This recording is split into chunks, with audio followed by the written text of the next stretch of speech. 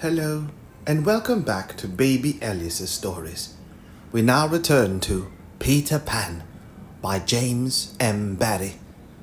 Chapter 11, Wendy's Story.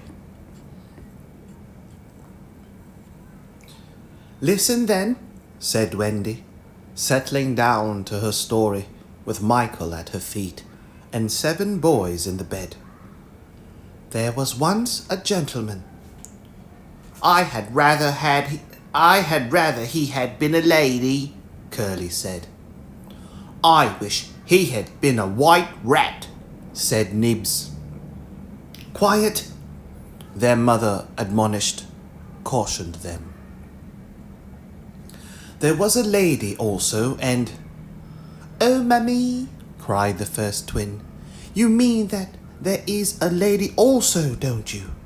She is not dead, is she? Oh, no.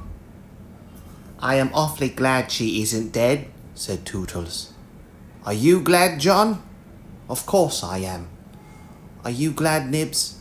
Rather. Are you glad, twins? We are glad. Oh, dear, sighed Wendy. Little less noise there, Peter called out, determined that she should have fair play. However beastly a story it might be in his opinion. The gentleman's name, Wendy continued, was Mr. Darling, and her name was Mrs. Darling. I knew them, John said, to annoy the others.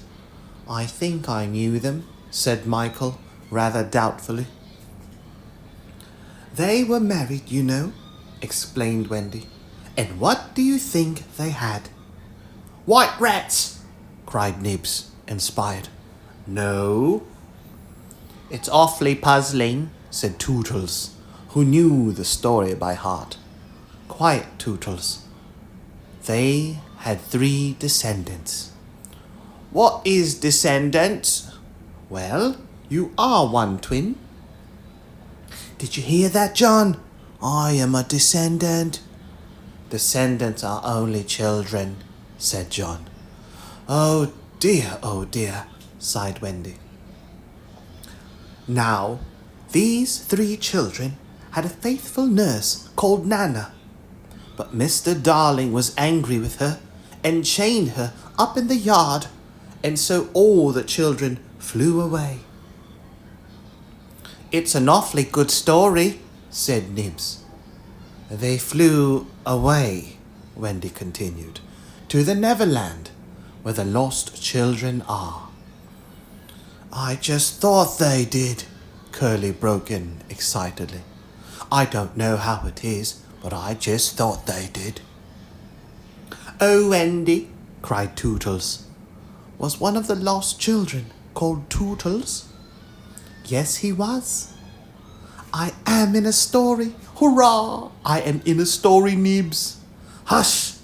Now I want you to consider the feelings of the unhappy parents with all their children flown away.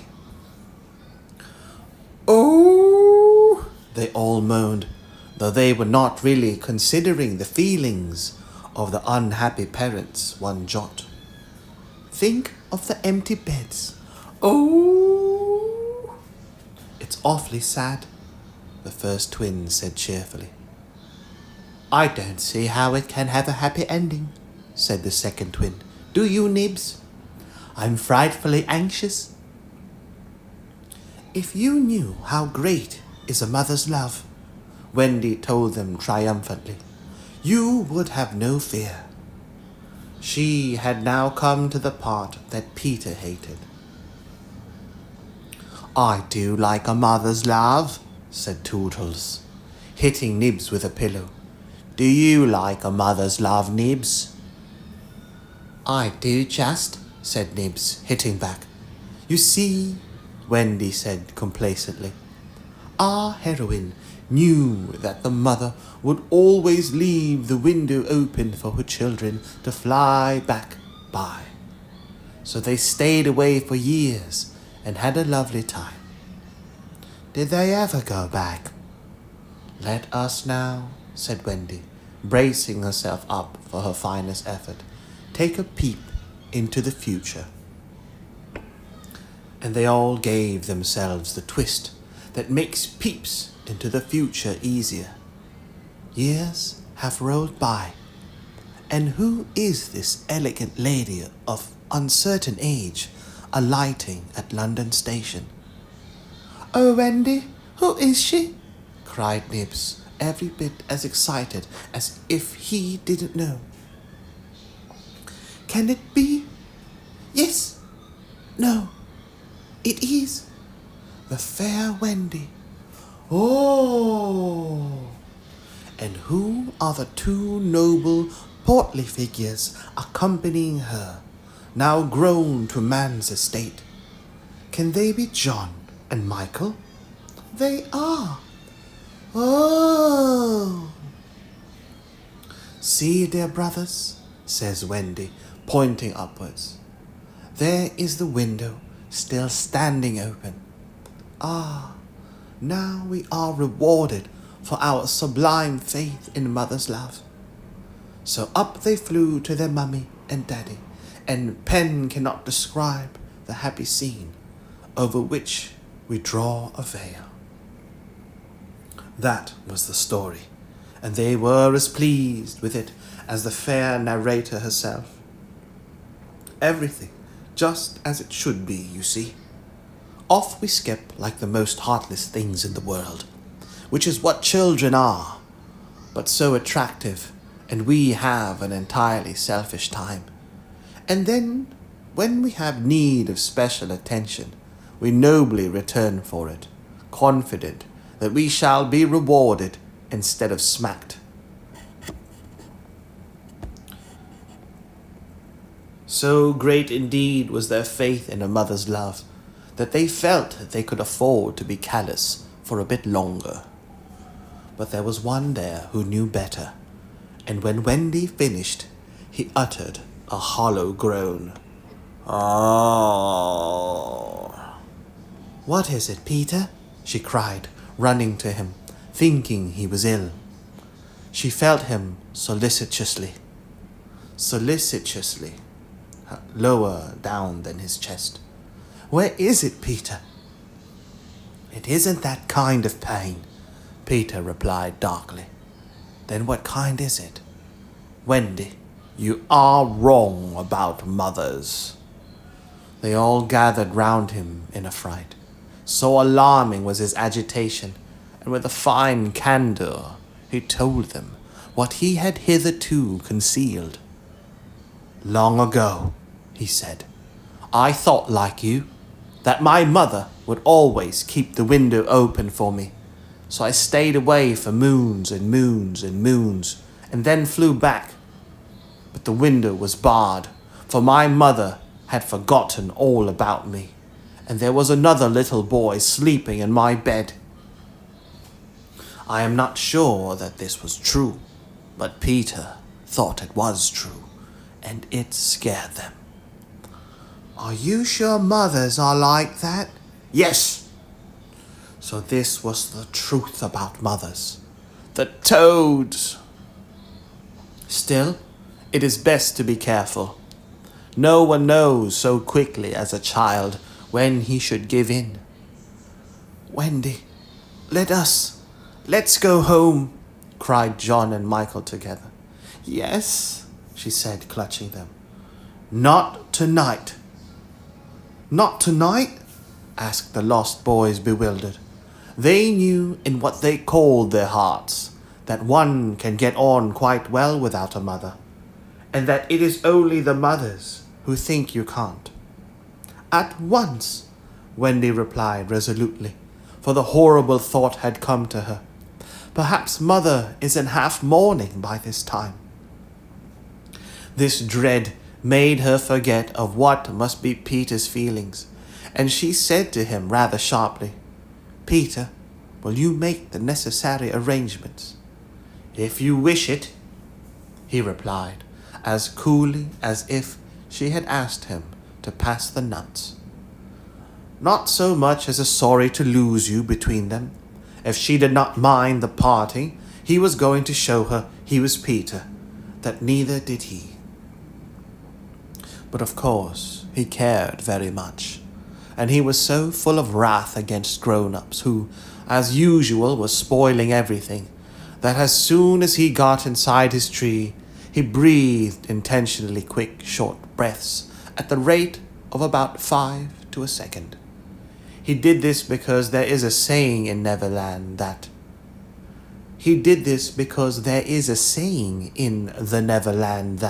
every time you breathe, a grown-up dies, and Peter was killing them off vindictively as fast as possible.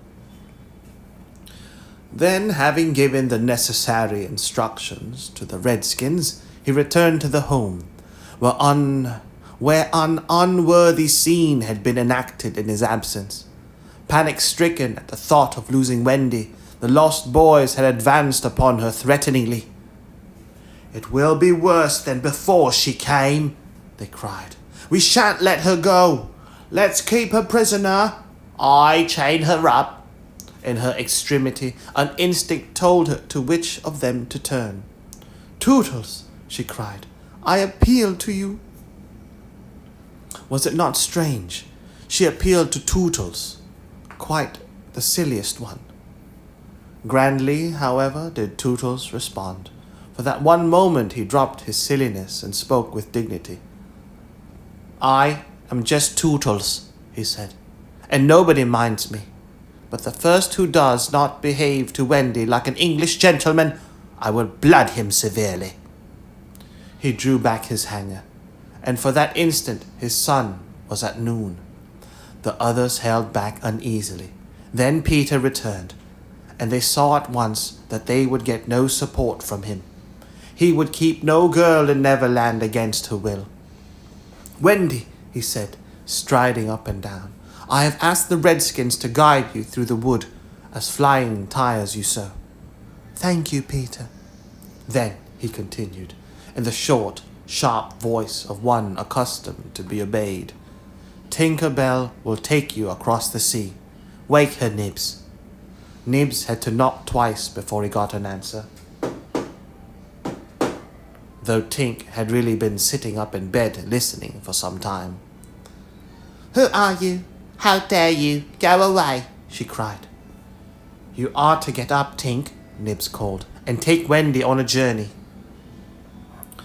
Of course, Tink had been delighted to hear that Wendy was going, but she was jolly well determined not to be her courier, and she said so in still more offensive language. Then she pretended to be asleep again. "She says she won't," Nibs exclaimed, aghast at such insubordination, whereupon Peter went sternly toward the young lady's chamber. "Tink," he rapped out, "if you don't get up and dress at once, I will open the curtains, and then we shall all see you in your negligee nightgown." This made her leap to the floor. "Who said I wasn't getting up?" she cried. In the meantime, the boys were gazing very forlornly at Wendy, now equipped with John and Michael for the journey. By this time they were dejected, not merely because they were about to lose her, but also because they felt that she was going off to something nice to which they had not been invited. Novelty was beckoning to them as usual. Crediting them with a nobler feeling, Wendy melted. "Dear ones," she said, "if you will all come with me, I feel almost sure I can get my father and mother to adopt you." The invitation was meant specially for Peter, but each of the boys was thinking exclusively of himself, and at once they jumped with joy. "But won't they think us rather a handful?" Nibs asked in the middle of his jump. "Oh no," said Wendy, rapidly thinking it out. "It will only mean having a few beds in the drawing room. They can be hidden behind the screens on first Thursdays." "Peter, can we all go? Peter, can we go?" they all cried imploringly. They took it for granted that if they went, he would go also, but really, they scarcely cared. Thus children are ever ready, when novelty knocks, to desert their dearest ones. "All right," Peter replied with a bitter smile. And immediately they rushed to get their things. "And now, Peter," Wendy said, thinking she had put everything right, "I am going to give you your medicine before you go." She loved to give them medicine, and undoubtedly gave them too much. Of course, it was only water, but it was out of a bottle, and she always shook the bottle and counted the drops, which gave it a certain medicinal quality. On this occasion, however, she did not give Peter his draught portion, for just as she had prepared it, she saw a look on his face that made her heart sink. "Get your things, Peter," she cried, shaking. "No," he answered, pretending indifference. "I am not going with you, Wendy." "Yes, Peter." "No." To show that her departure would leave him unmoved, he skipped up and down the room, playing gaily on his heartless pipes. She had to run about after him, though it was rather undignified. "To find your mother," she coaxed. Now, if Peter had ever quite had a mother, he no longer missed her. He could do very well without one. He had thought them out, and remembered only their bad points. No, he told Wendy decisively. Perhaps she would say I was old, and I just want always to be a little boy and to have fun. But Peter, no! And so the others had to be told. Peter isn't coming. Peter not coming? They gazed blankly at him, their sticks over their backs, and on each stick a bundle. Their first thought was that if Peter was not going, he had probably changed his mind about letting them go. But he was far too proud for that. "If you find your mothers," he said darkly, "I hope you will like them." An awful cynicism of this made an uncomfortable impression, and most of them began to look rather doubtful. After all, their faces said, were they not noodles to want to go? "Now then," cried Peter, "no fuss, no blubbering. Goodbye, Wendy." And he held out his hand cheerily, quite as if they must really go now, for he had something important to do. She had to take his hand, and there was no indication that he would prefer a thimble. "You will remember about changing your flannels, Peter," she said, lingering over him. She was always so particular about their flannels. "Yes." "And you will take your medicine?" "Yes." That seemed to be everything, and an awkward pause followed. Peter, however, was not the kind that breaks down before other people. "Are you ready, Tinker Bell?" he called out. "Aye, aye." "Then lead the way." Tink darted up the nearest tree, but no one followed her, for it was at this moment that the pirates made their dreadful attack upon the redskins. Above, where all had been so still, the air was rent with shrieks and the clash of steel. Below, there was dead silence. Mouths opened and remained open. Wendy fell on her knees, but her arms were extended toward Peter. All arms were extended to him, as if suddenly blown in his direction.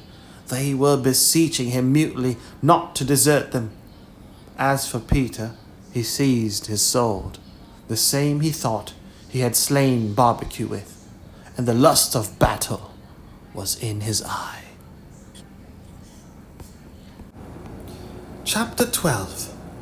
The children are carried off. The pirate attack had been a complete surprise, a sure proof that the unscrupulous Hook had conducted it improperly. For to surprise redskins fairly is beyond the wit of the white man. By all the unwritten laws of savage warfare, it is always the redskin who attacks, and with the willingness of his race he does it just before the dawn, at which time he knows the courage of the whites to be at its lowest ebb. The white men have, in the meantime, made a rude stockade on the summit of yonder undulating ground, at the foot of which a stream runs, for it is destruction to be too far from water.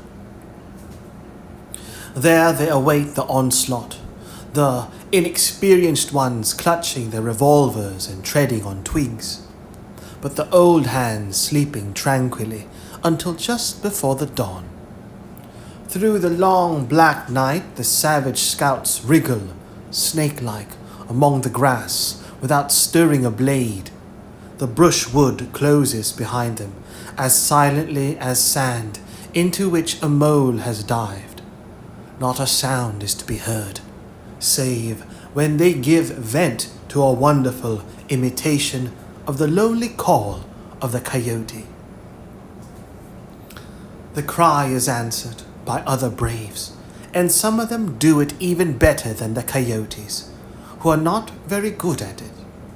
So the chill hours wear on, and the long suspense is horribly trying to the pale face who has to live through it for the first time.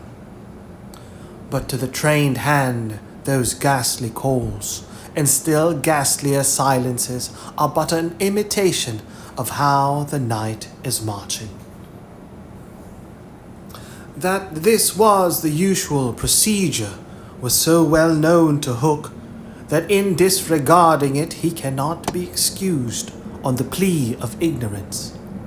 The pickaninnies, on their part, trusted implicitly to his honor, and their whole action of the night stands out in marked contrast to his.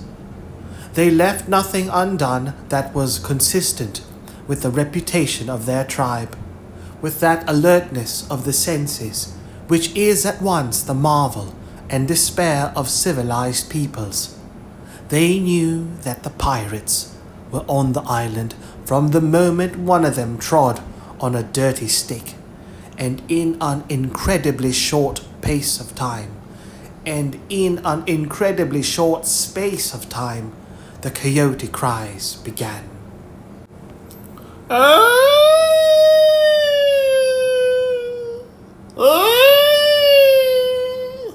Every foot of ground between the spot where Hook had landed his forces and the home under the trees was stealthily examined by braves wearing their moccasins with the heels in front. They found only one hillock with a stream at its base, so that Hook had no choice. Here he must establish himself and wait for just before the dawn. Everything being thus mapped out with almost diabolical cunning, the main body of the redskins folded their blankets around them, and in the phlegmatic manner that is to them, the pearl of manhood squatted above the children's home, awaiting the cold moment when they should deal pale death.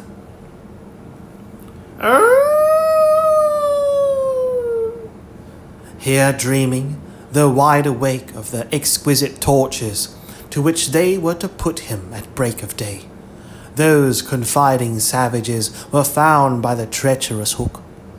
From the accounts afterwards supplied by such of the scouts as escaped the carnage, he does not seem even to have paused at the rising ground, though it is certain that in that grey light he must have seen it.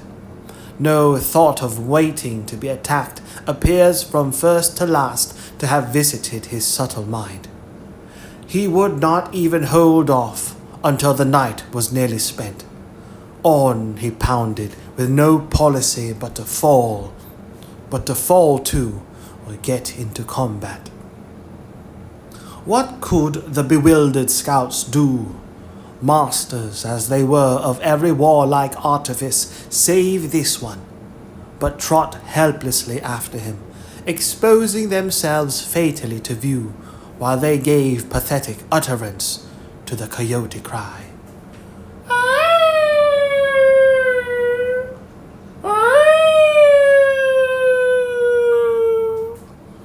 Around the brave tiger lily were a dozen of her stoutest warriors, and they suddenly saw the perfidious pirates bearing down upon them. Fell from their eyes then the film through which they had looked at victory. No more would they torture at the stake. For them the happy hunting grounds was now. They knew it, but as their father's sons they acquitted themselves. Even then they had time to gather in a phalanx, a dense formation, that would have been hard to break had they risen quickly. But this they were forbidden to do by the traditions of their race. It is written that the noble savage must never express surprise in the presence of the white. Thus terrible as the sudden appearance of the pirates must have been to them, they remained stationary for a moment, not a muscle moving, as if the foe had come by invitation. Then indeed the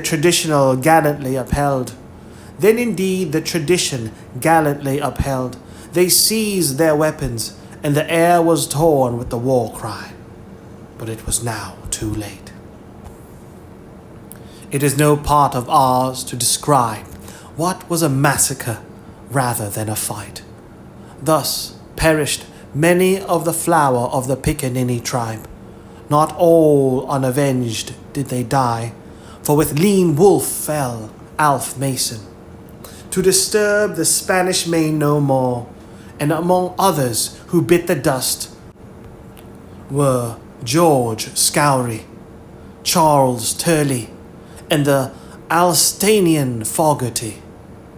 Turley fell to the tomahawk of the terrible panther, who ultimately cut away through the pirates with Tiger Lily and a small remnant of the tribe.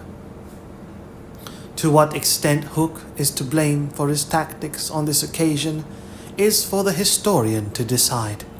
Had he waited on the rising ground till the proper hour, he and his men would probably have been butchered, and in judging him it is only fair to take this into account.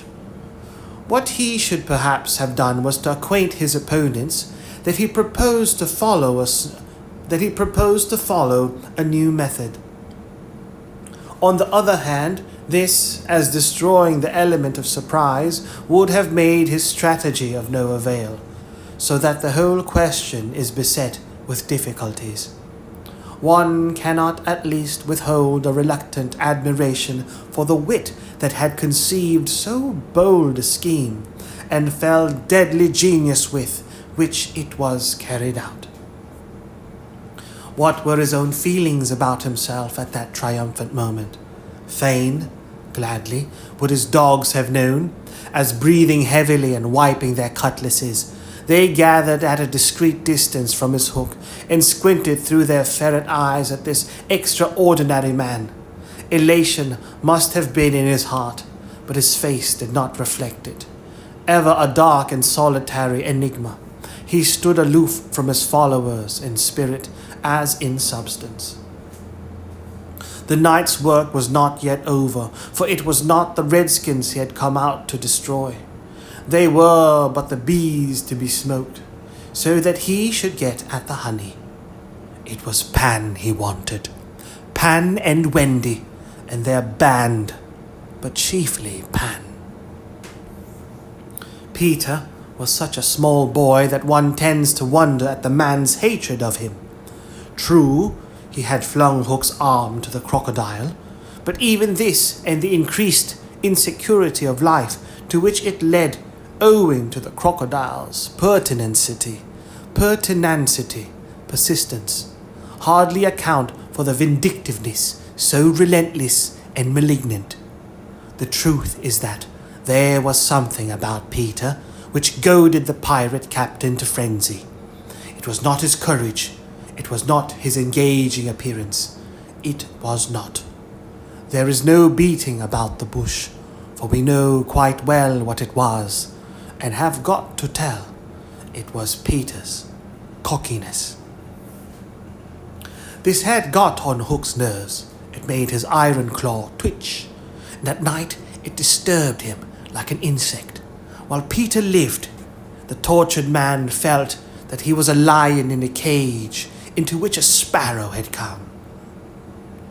The question now was how to get down the trees, or how to get his dogs down. He ran his greedy eyes over them, searching for the thinnest ones. They wriggled uncomfortably, for they knew he would not hesitate to ram them down with poles. In the meantime, what of the boys? We have seen them at the first clang of the weapons, turned as it were into stone figures, open-mouthed, all appealing with outstretched arms to Peter, and we return to them as their mouths closed and their arms fall to their sides.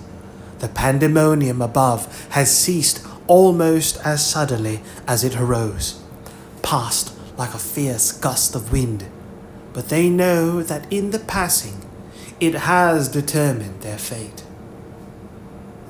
Which side had won? The pirates, listening avidly at the mouths of the trees, heard the question put by every boy, and alas, they also heard Peter's answer. "If the redskins have won," he said, "they will beat the tom-tom. It is always their sign of victory." Now Smee had found the tom-tom, and was at the moment sitting on it. "You will never hear the tom-tom again," he muttered, but inaudibly, of course, for strict silence had been enjoined.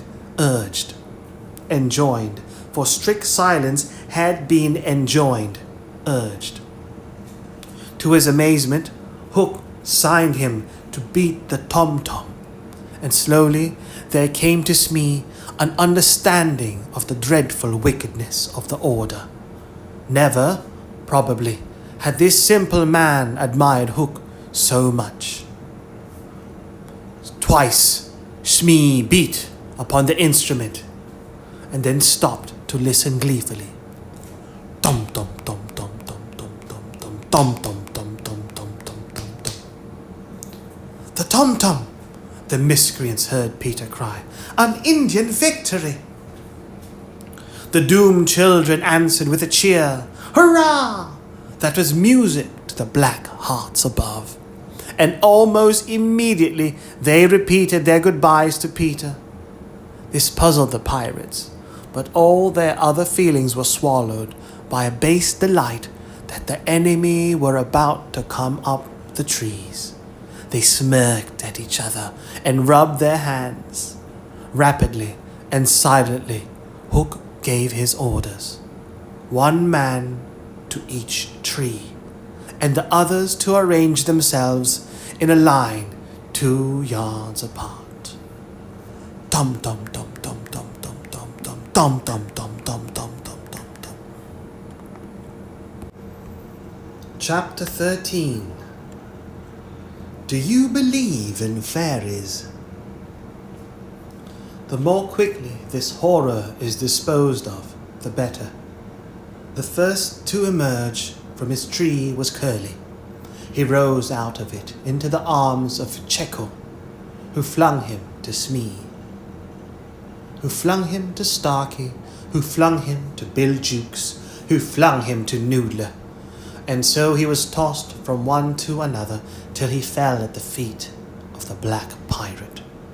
All the boys were plucked from their trees in this ruthless manner, and several of them were in the air at a time, like bales of goods flung from hand to hand.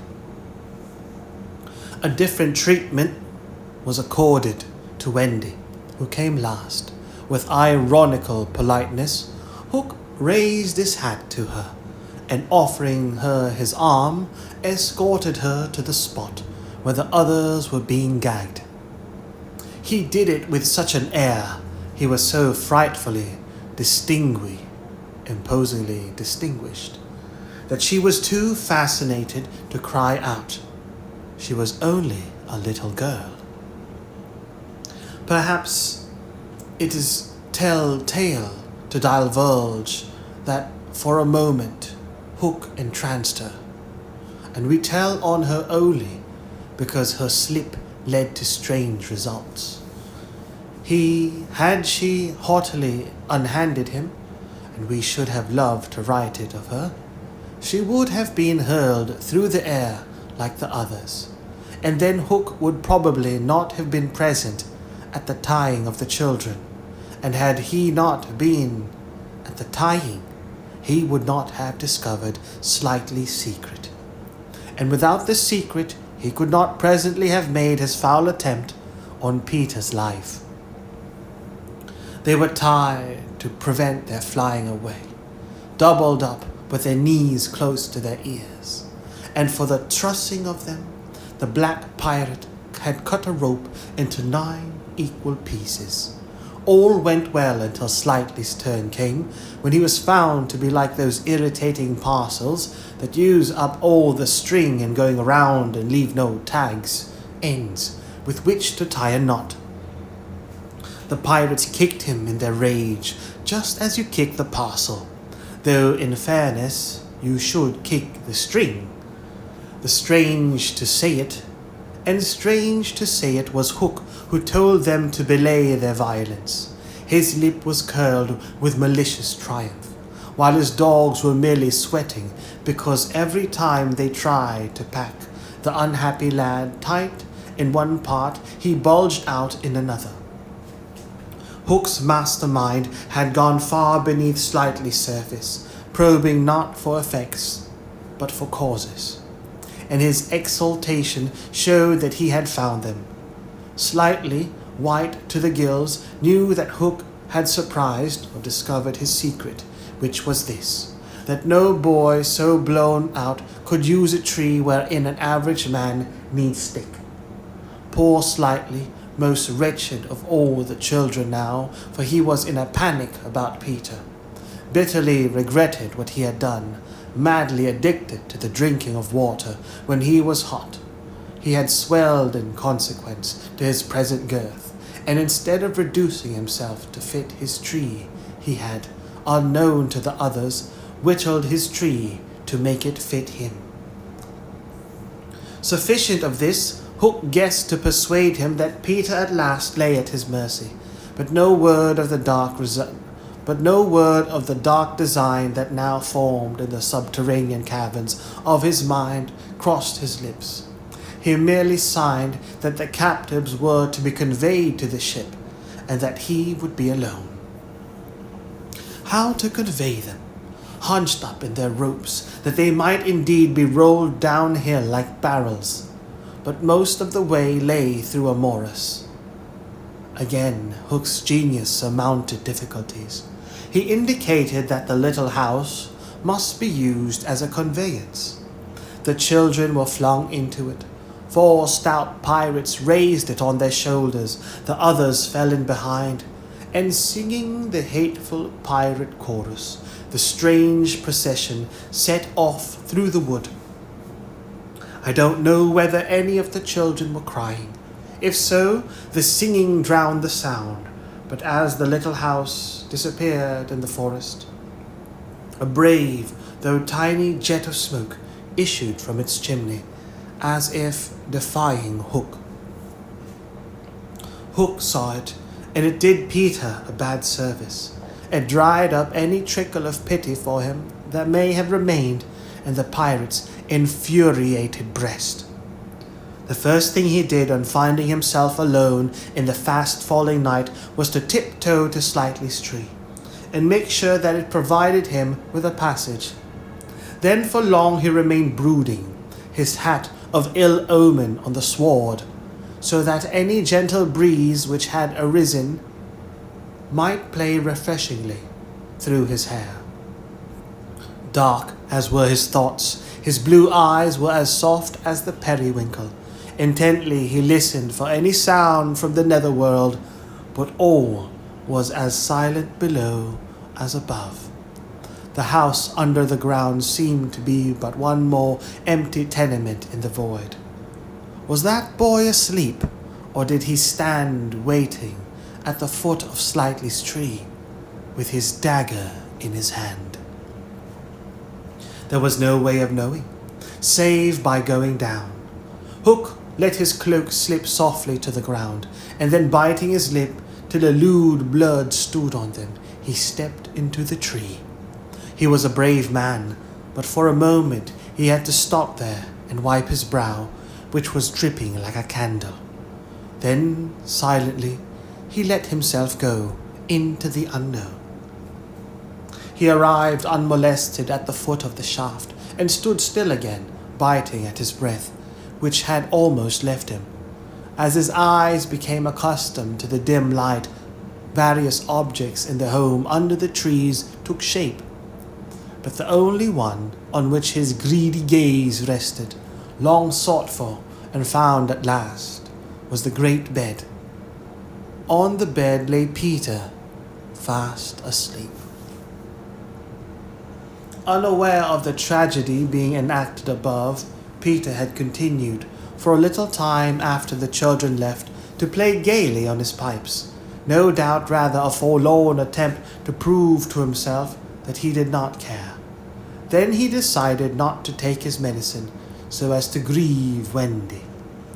Then he lay down on the bed outside the coverlet, to vex her still more, for she had always tucked them inside it, because you never know that you may not grow chilly at the turn of the night.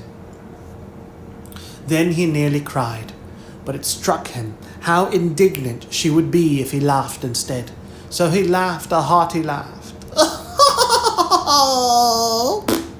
and fell asleep in the middle of it.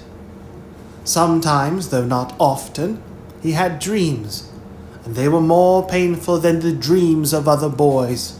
For hours he could not be separated from these dreams, though he wailed piteously in them. They had to do, I think, with the riddle of his existence.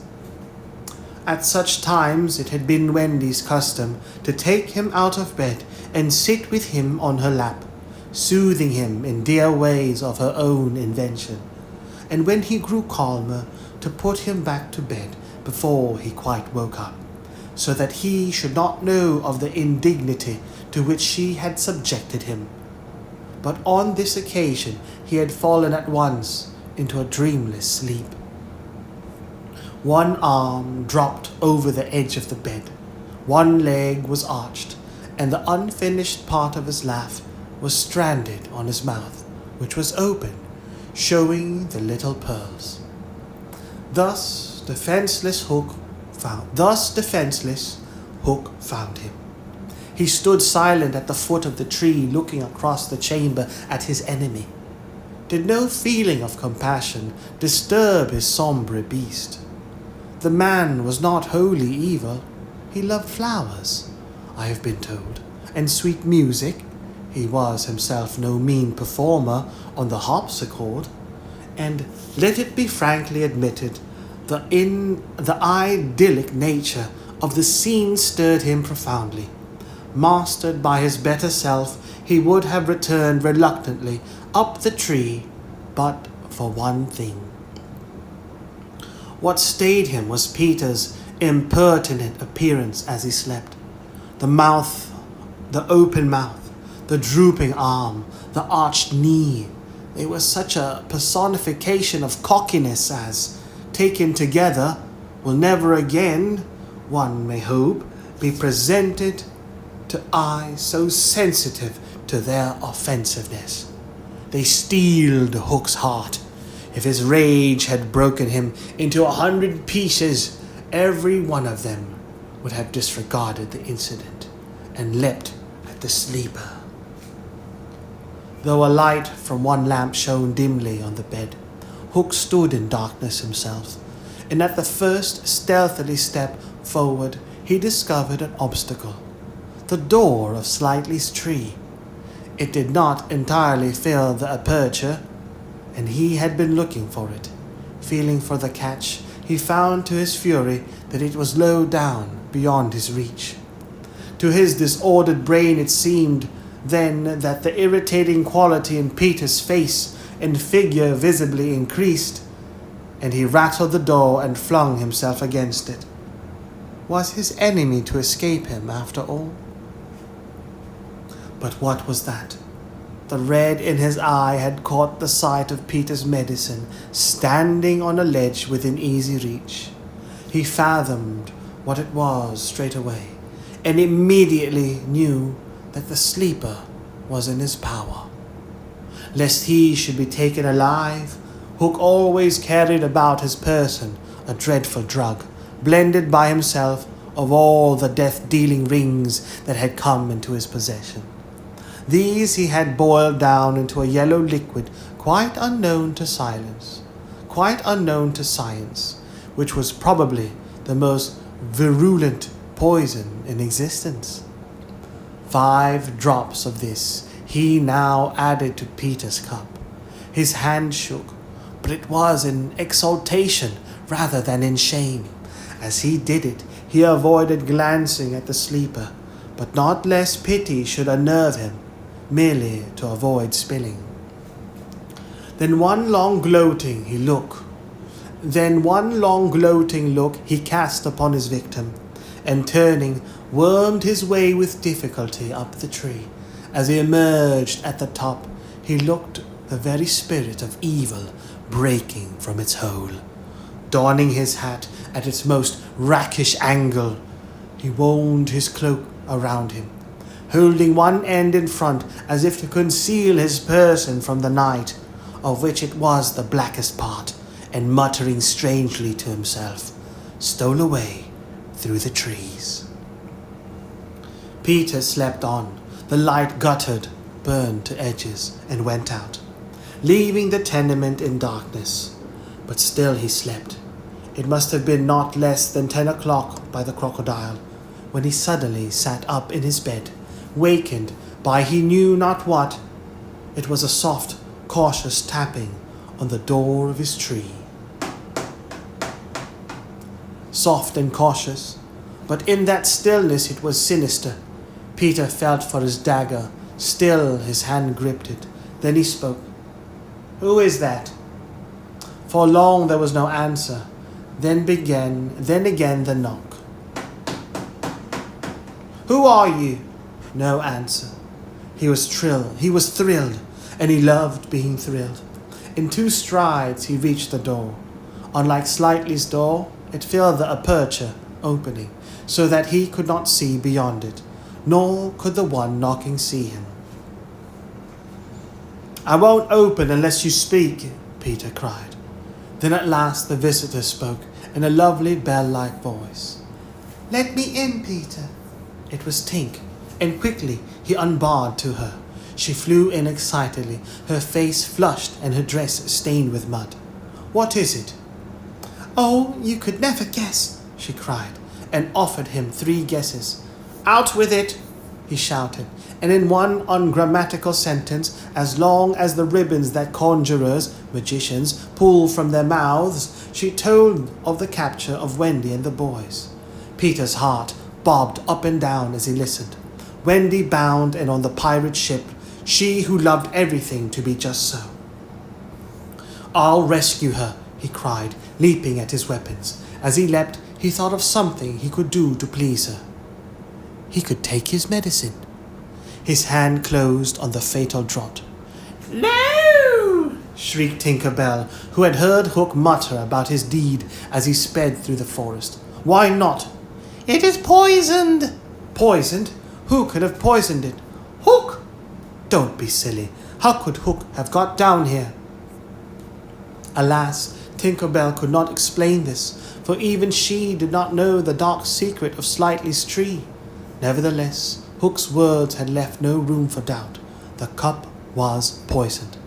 "Besides," said Peter, quite believing himself, "I never fell asleep." He raised the cup. No time for words now, time for deeds. And with one of her lightning movements, Tink got between his lips and the draught and drained it to the dregs. "Why, Tink, how dare you drink my medicine?" But she did not answer. Already she was reeling in the air. "What is the matter with you?" cried Peter, suddenly afraid. "It was poison, Peter," she told him softly. "And now I am going to be dead." "Oh, Tink, did you drink it to save me?" "Yes." "But why, Tink?" Her eyes would scarcely carry her now, but in reply she alighted on his shoulder and gave his nose a loving bite. she whispered in his ear, "You silly ass," and then tottering to her chamber, lay down on her bed. His head almost filled the fourth wall of her little room as he knelt near her in distress. Every moment her light was growing fainter, and he knew that if it went out, she would be no more. She liked his tears so much that she put out her beautiful finger and let them run over it. Her voice was so low that at first he could not make out what she said. Then he made it out. She was saying that she thought she could get well again if children believed in fairies. Peter flung out his arms. There were no children there, and it was night time, but he addressed all who might be dreaming of the Neverland, and who were therefore nearer to him than you think. Boys and girls in their nighties, and naked papooses in their baskets hung from trees. "Do you believe?" he cried. Tink sat up in bed almost briskly to listen to her fate. She fancied she heard answers in the affirmative, and then again she wasn't sure. "What do you think?" she asked Peter. "If you believe," he shouted to them, "clap your hands. Don't let Tink die." Many clapped. Some didn't. A few beasts hissed. The clapping stopped suddenly, as if countless mothers had rushed to their nurseries to see what on earth was happening. But already Tink was saved.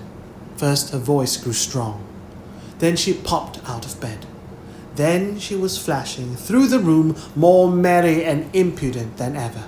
She never thought of thanking those who believed, but she would have liked to get at the ones who had hissed. "And now to rescue Wendy." The moon was riding in a cloudy heaven when Peter rose from his tree, begirt, belted with weapons, and wearing little else, to set out upon his perilous quest. It was not such a night. It was not such a night as he would have chosen. He had hoped to fly, keeping not far from the ground, so that nothing unwanted should escape his eyes. But in that fitful light, to have flown low would have meant trailing his shadow through the trees, thus disturbing birds and acquainting a watchful foe that he was astir. He regretted now that he had given the birds of the island such strange names that they are very wild and difficult of approach. There was no other course but to press forward in redskin fashion, at which happily he was an adept expert. But in what direction? For he could not be sure that the children had been taken to the ship. A light fall of snow had obliterated all footmarks, and a deathly silence pervaded the island, as if for a space nature stood still in horror of the recent carnage. He had taught the children something of the forest lore that he had himself learned from Tiger Lily and Tinker Bell, and knew that in their dire hour they were not likely to forget it. Slightly, if he had an opportunity, would blaze, cut a mark in the trees, for instance. Curly would drop seeds, and Wendy would leave her handkerchief at some important place. The morning was needed to search for such guidance, and he could not wait. The upper world had called him, but would give no help. The crocodile passed him, but not another living thing, not a sound, not a movement, and yet he knew well that sudden death might be at the next tree or stalking him from behind. He swore this terrible oath. "Hook on me this time!" Now he crawled forward like a snake, and again erect, he darted across a space on which the moonlight played, one finger on his lip and his dagger at the ready. He was frightfully happy. Chapter 14. The Pirate Ship. One green light squinting over Kidd's Creek, which is never the mouth of the Pirate River, which is near the mouth of the Pirate River, marked where the brig, the Jolly Roger, lay. Low in the water, a rakish-looking, speedy-looking craft, foul to the hull, every beam in her detestable, like ground strewn with mangled feathers. She was the cannibal of the seas, and scarce needed that watchful eye, for she floated immune in the horror of her name. She wrapped in the blanket of night, through which no sound from her could have reached the shore. There was little sound, and none agreeable save the whir of the ship's sewing machine, at which Smee sat, ever industrious and obliging, the essence of the commonplace, pathetic Smee. I know not why he was so infinitely pathetic, unless it were because he was so pathetically unaware of it. But even strong men had to turn hastily from looking at him, and more than once on summer evenings he had touched the font of Hook's tears and made it flow. Of this, as of almost everything else, Smee was quite unconscious. A few of the pirates leant over the bulwarks, drinking in the maisma, putrid mist of the night.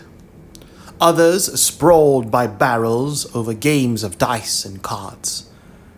And the exhausted four who had carried the little house lay prone on the deck, where even in their sleep they rolled skillfully to this side or that, out of Hook's reach, lest he should crawl, lest he should claw them mechanically in passing. Hook trod the deck in thought. O man unfathomable! It was his hour of triumph. Peter had been removed forever from his path, and all the other boys were in the brig, about to walk the plank. It was his grimmest deed since the days when he had brought barbecue to heel. And knowing as we do how vain a tabernacle is man, could we be surprised had he now paced the deck unsteadily, bellied out by the winds of his success? But there was no elation in his gait, which kept pace with the action of his sombre mind. Hook was profoundly dejected. He was often thus when communing with himself on board ship in the quietude of the night. It was because he was so terribly alone. This inscrutable man never felt more alone than when surrounded by his dogs. They were socially inferior to him. Hook was not his true name. To reveal who he really was would even at this state set the country in a blaze. But as those who read between the lines must already have guessed, he had been at a famous public school, and its traditions still clung to him like garments, with which indeed they are largely concerned. Thus it was offensive to him even now to board a ship in the same dress in which he attacked her. And he still adhered in his walk to the school's distinguished slouch. But above all, he retained the passion for good form. Good form! However much he may have degenerated, he still knew that this is all that really matters. From far within him he heard a creaking as of rusty portals, and through them came a stern tap, tap, tap, like hammering in the night when one cannot sleep. "Have you been good form today?" was their eternal question. "Fame, fame, that glittering bauble, it is mine," he cried. "It is quite good form to be distinguished at anything," the tap-tap from a school replied. I am the only man whom Barbecue feared, he urged, and Flint feared Barbecue. Barbecue? Flint? What house? Came the cutting retort. Most disquieting reflection of all, was it not bad form to think about good form? His vitals were tortured by this problem. It was a claw within him sharper than the iron one, and as it tore him, the perspiration dripped down his tallow, waxy countenance, and streaked his doublet. Oft times he drew his sleeve across his face, but there was no damming that trickle. Ah, envy not Hook. There came to him a presentiment of his early dissolution, death. It was as if Peter's terrible oath had boarded the ship. Hook felt a gloomy desire to make his dying speech, lest presently there should be no time for it. Better for Hook, he cried, if he had had less ambition. It was in his darkest hours only that he referred to himself in the third person. No little children to love me. Strange that he should think of this. Strange that he should think of this, which had never troubled him before. Perhaps the sewing machine brought it to his mind. For long he muttered to himself, staring at Shmee, who was hemming placidly, under the conviction that all children feared him. Feared him? Feared Shmee? This was not a child on board the brig that night who did not already love him. There was not a child on board the brig that night who did not already love him. He had said horrid things to them and hit them with the palm of his hand because he could not hit with his fist. But they had only clung to him more. Michael had tried on his spectacles. To tell poor Smee that they thought him lovable. Hook itched to do it, but it seemed too brutal. Instead, he revolved this mystery in his mind. Why do they find Smee lovable? He pursued the problem like the sleuth hound that he was. If Smee was lovable, what was it that made him so?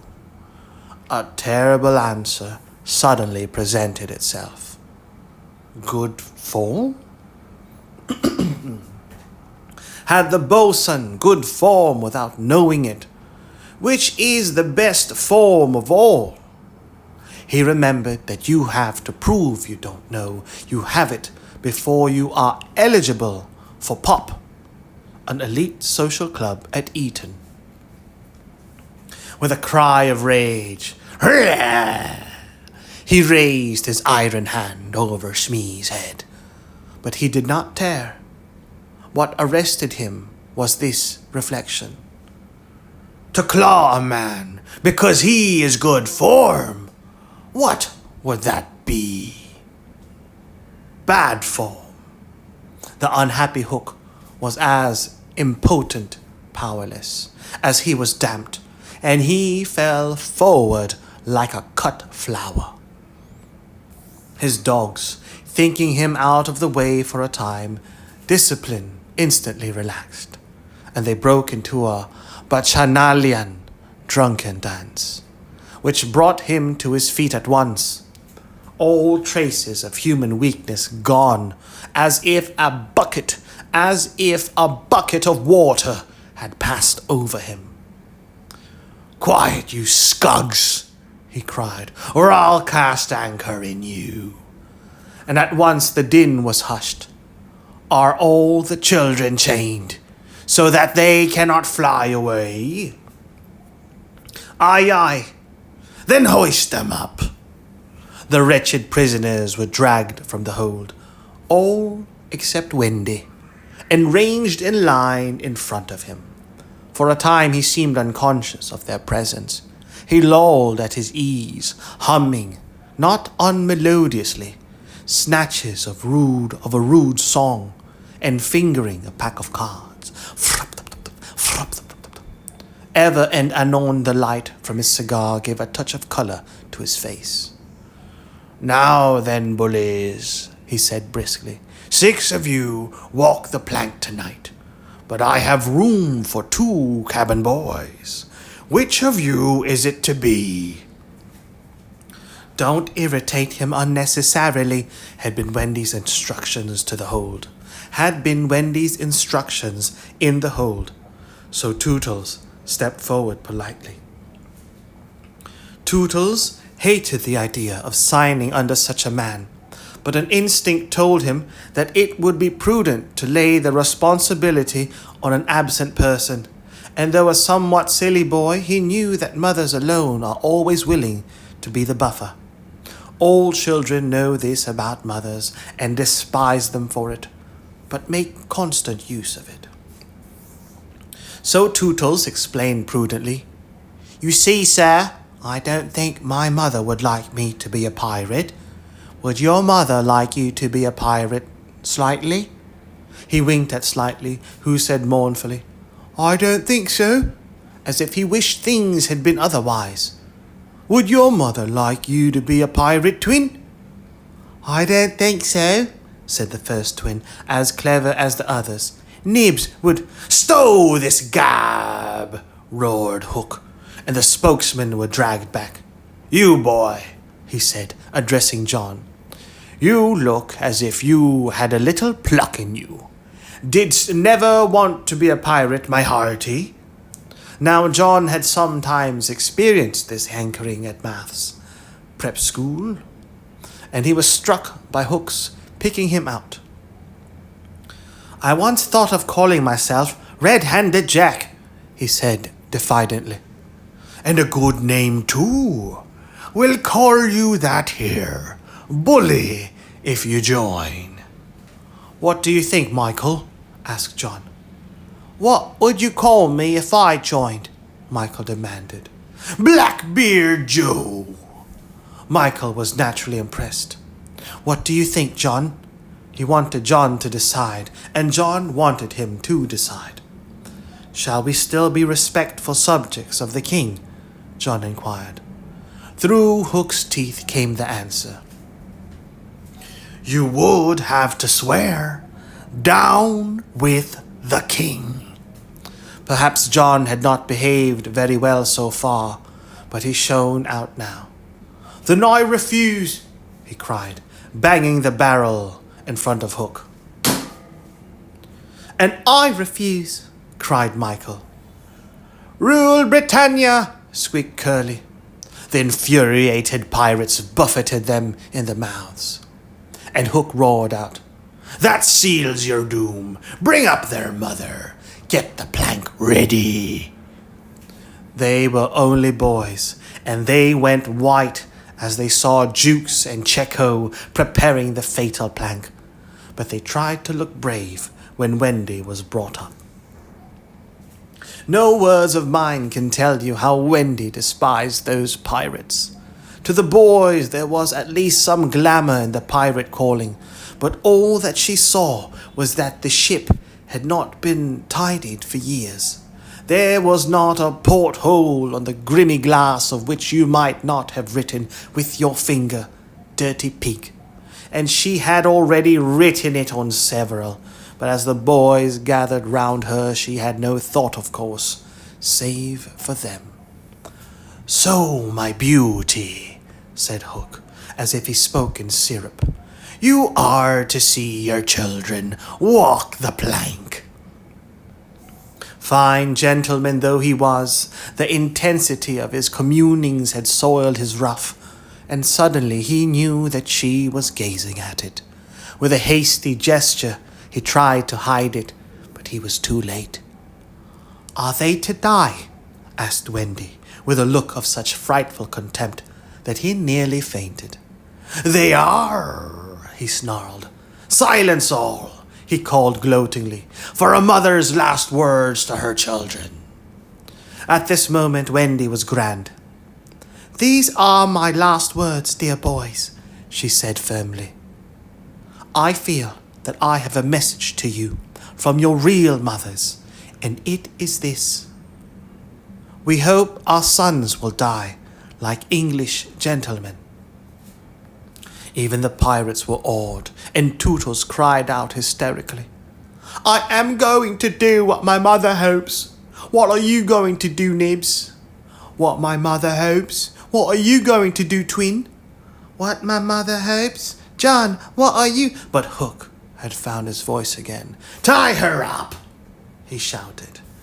It was me who tied her to the mast. See here, honey, he whispered. I'll save you if you promise to be my mother. But not even for Smee would she make such a promise. I would almost rather have no children at all, she said disdainfully, scornfully. It is sad to know that not a boy was looking at her as Smee tied her to the mast. The eyes of all were on the plank.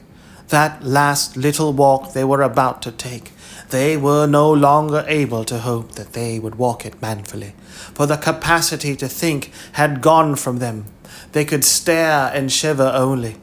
Hook smiled on them with his teeth closed and took a step toward Wendy. His intentions was to turn her face so that she could see, so that she should see the boys walking the plank one by one. But he never reached her. He never heard the cry of anguish he hoped to wring from her. He heard something else instead. It was the terrible tick, tick of the crocodile. Tick, tick, tick, tick, tick. They all heard it. Pirates, boys, Wendy. And immediately every head was blown in one direction. Tick, tick, tick. Not to the water whence the sound proceeded, but toward Hook. Tick, tick, tick. All knew that what was about to happen concerned him alone, and that from being actors they were suddenly become spectators. Very frightful was it to see the change that came over him. It was as if he had been clipped at every joint. He fell in a little heap. The sound came steadily nearer. Tick, tick, tick, and in advance of it came his ghastly thought. The crocodile is about to board the ship. Even the iron claw hung inactive, as if knowing that it was no intrinsic part of what the attacking force wanted. Left so fearfully alone, any other man would have lain with his eyes shut where he fell. But the gigantic brain of Hook was still working, and under its guidance he crawled on the knees along the deck as far from the sound as he could go. Tick, tick, tick. The pirates respectfully cleared a passage for him, and it was only when he brought up against the bulwarks that he spoke. Hide me, he cried hoarsely. They gathered round him, all eyes averted from the thing that was about, from the thing that was coming aboard. They had no thought of fighting it. It was fate. Only when Hook was hidden from them did curiosity loosen the limbs of the boys so that they could rush to the ship's side to see the crocodile climbing it. Then they got the strangest surprise of the night of nights, for it was no crocodile that was coming to their aid. It was Peter. He signed to them not to give vent to any cry of admiration that might rouse suspicion. Then he went on ticking. Tick,